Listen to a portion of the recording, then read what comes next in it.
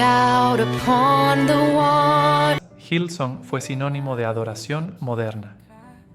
Una iglesia que no parecía iglesia. Donde los jeans rotos eran bienvenidos, los conciertos eran oración. Y las estrellas de Hollywood venían a buscar a Dios. Pero tras las luces del escenario se escondía una historia mucho más oscura.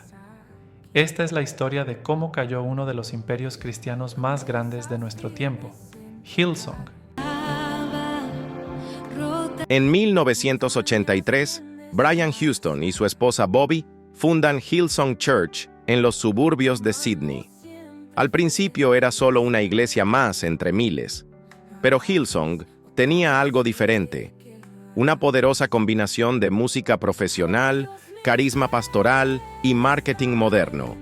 A medida que sus canciones se vuelven virales en la comunidad cristiana, incluso antes de Internet, Hillsong empieza a crecer.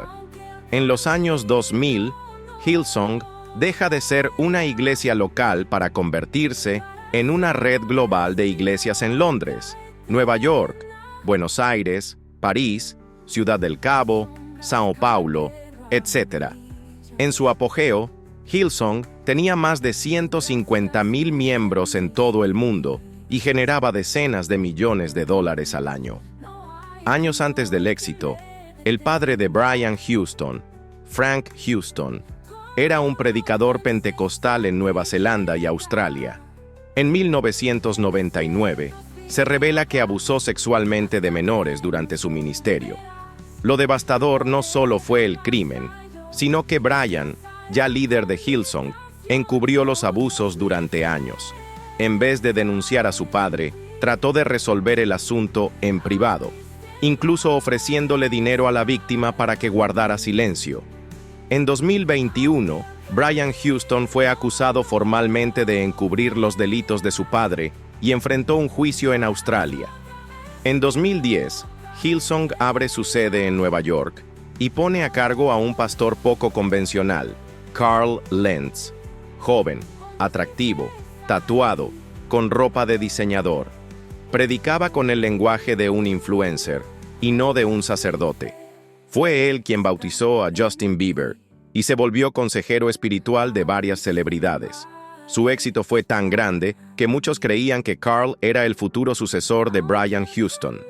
Pero en 2020, todo se derrumba. Hillsong despide a Carl Lentz por fallas morales significativas. Luego se revela que había sido infiel a su esposa y que llevaba una doble vida.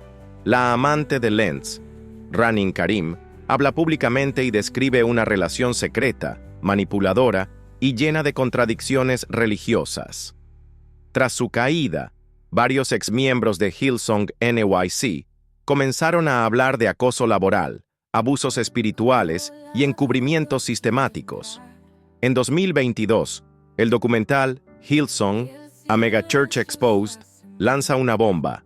Expone testimonios de abuso emocional, encubrimientos, manipulación psicológica y manejo dudoso de dinero. Se revelan casos de voluntarios trabajando hasta 80 horas por semana sin paga, pastores desviando fondos y miembros silenciados por denunciar abusos. Además, se acusa a Brian Houston de haber acosado a varias mujeres, incluido un caso donde entró ebrio al cuarto de hotel de una mujer por 40 minutos, sin recordar lo ocurrido. En marzo de 2022, Brian Houston renuncia oficialmente a su cargo. La figura máxima de Hillsong había caído. Tras las múltiples crisis, muchas sedes de Hillsong comenzaron a cerrar o a declararse independientes. En EEUU, la iglesia de Atlanta se separó y otras más cortaron lazos con la sede australiana. Miles de fieles abandonaron la iglesia y otros se quedaron confundidos, heridos o decepcionados. Hillsong pasó de ser la iglesia más influyente del mundo a un símbolo del escándalo religioso moderno. En solo 2 años, Hillsong perdió la mayoría de sus sedes en EU, su reputación global y gran parte de su liderazgo original. ¿Qué pasa cuando una iglesia se convierte en una marca? ¿Cuando el carisma vale más que la ética? Hillsong fue un fenómeno cultural, pero también un ejemplo de cómo la fe puede ser manipulada por el poder y el espectáculo.